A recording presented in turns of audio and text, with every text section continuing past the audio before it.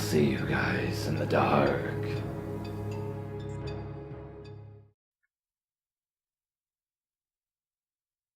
This story is probably about 40 years old now, from when my mom was summer camp counselor as a teenager. Every counselor present swears this tale is true.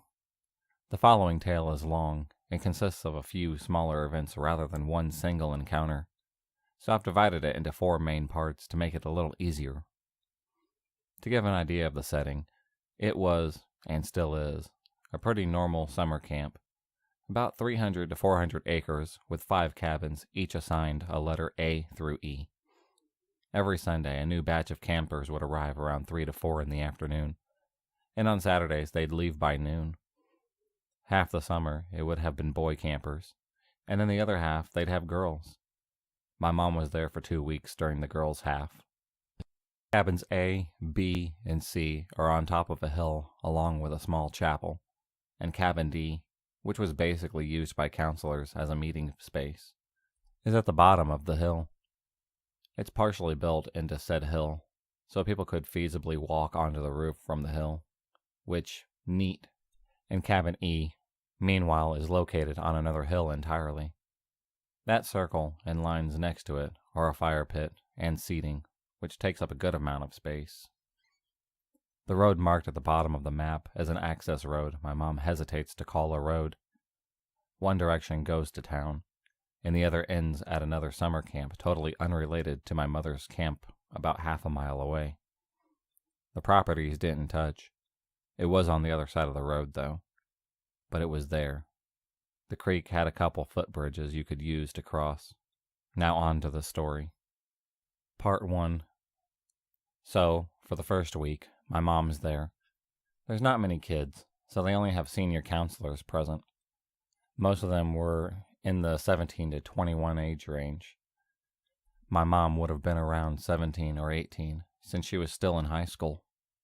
On Thursday night, she had a few other female counselors who were hanging out in cabin D and talking when they heard something on the roof.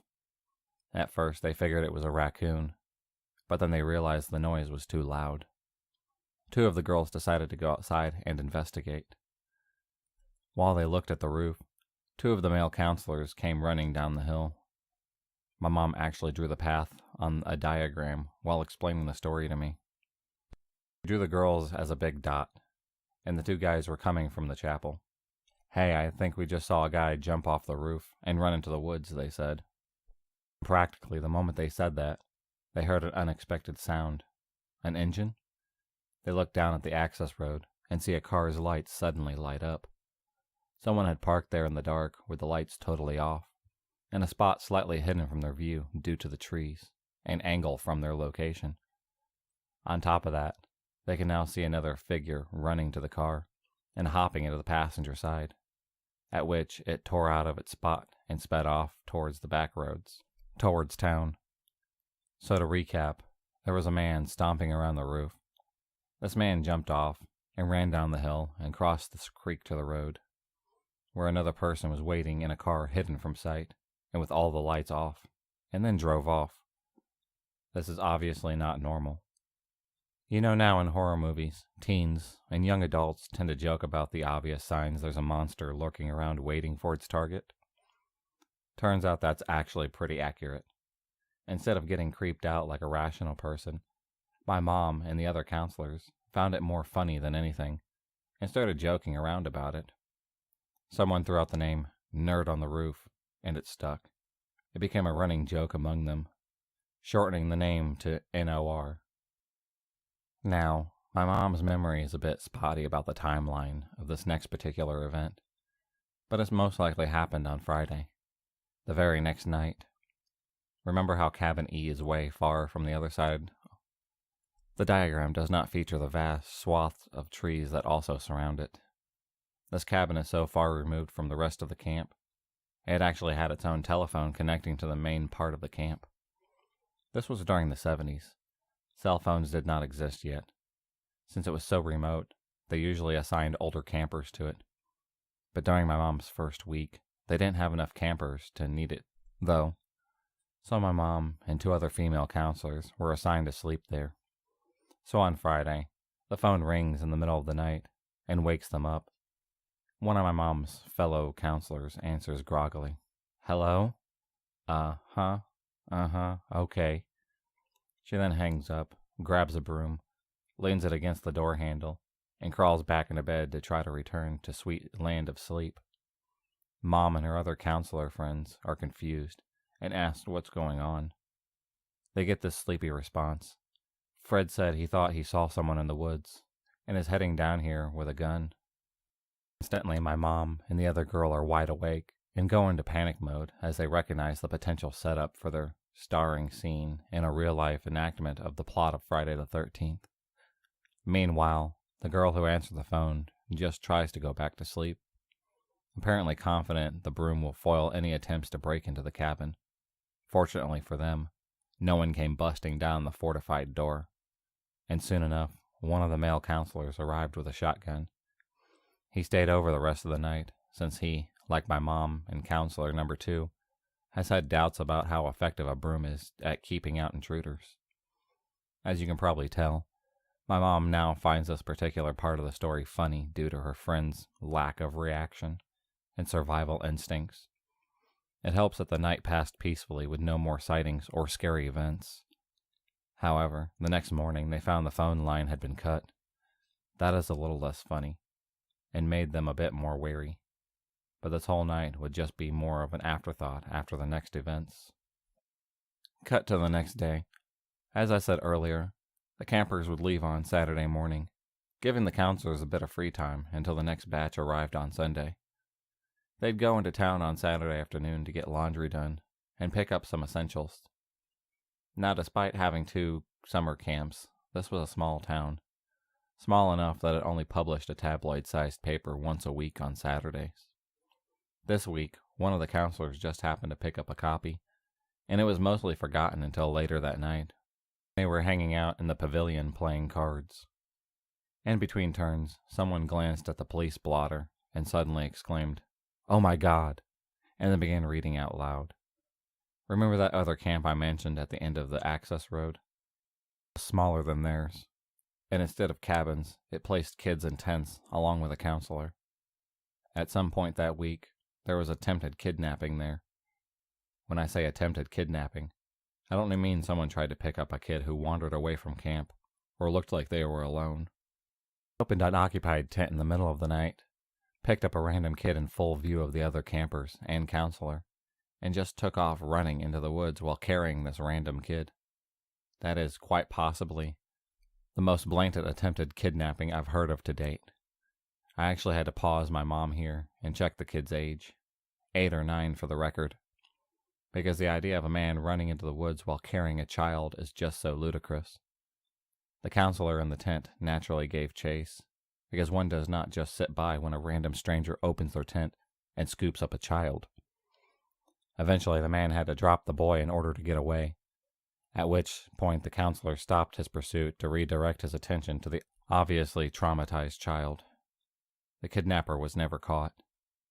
Needless to say, all of my mom's fellow counselors were freaked out by this, and also outraged that they hadn't been informed of this since the camp was literally just up the road.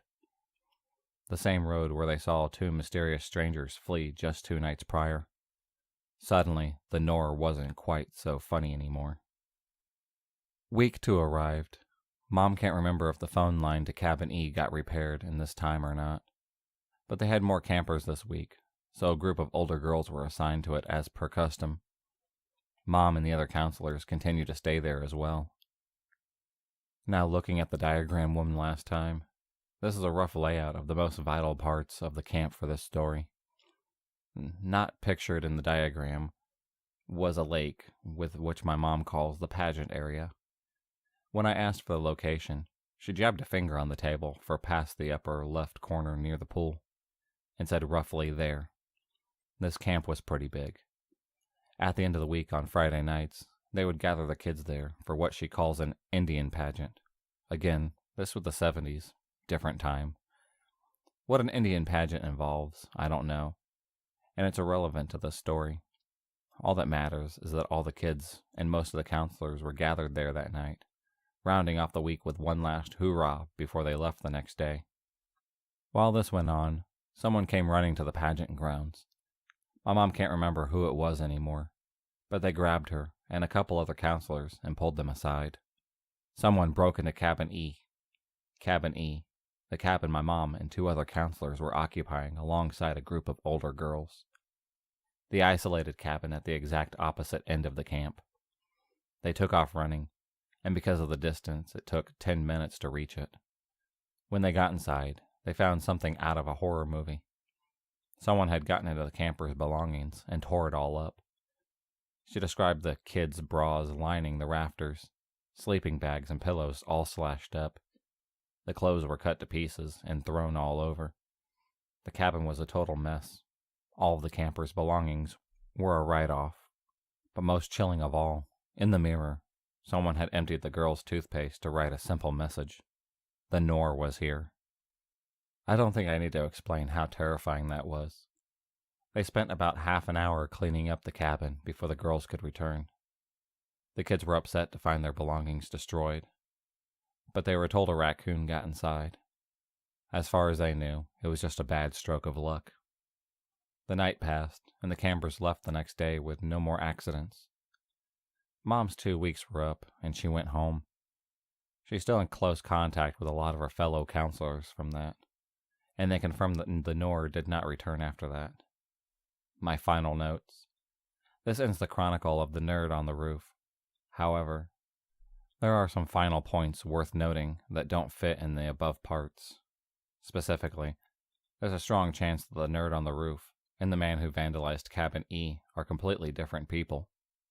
Camp had a nice couple living there as caretakers, along with an adult son who was not so nice. He always gave off creepy vibes. Mom and the other counselors now suspect that he overheard them talking about the Nor at some point, since they talked about him a lot, and used it as inspiration to break into the cabin as some sort of sick joke. However, since he lived on the campgrounds, it made no sense for him to be the one who jumped off the roof and run to a getaway car that gunned down towards town. One theory I have is this. The original nerd on the roof was the attempted kidnapper, scouting the camps in advance. The fact that Cabin D is at the bottom of the hill with the 3 occupied cabins that week makes this seem even more likely. When he realized he'd been spotted, he ran off to where his partner was waiting to drive away. If true, it just adds an extra layer to how premeditated the attempted kidnapping was. But after having my mom retell the story to write this up, I realized something which is even more disturbing. As mentioned earlier, my mother's memory of the exact timeline is a bit spotty. We placed the phone line incident on Friday because she remembers the counselors were on edge after the Nor sighting, but they hadn't seen the headline about the attempted kidnapping. Since it's been over 40 years, she doesn't remember exactly which day the attempted kidnapping at the neighboring camp occurred, only that it wasn't the same day as the Nor incident. In other words, there's a chance the kidnapping attempt happened on Friday night, and the other camp is in the same direction as Cabin E. I really don't think I need to say any more.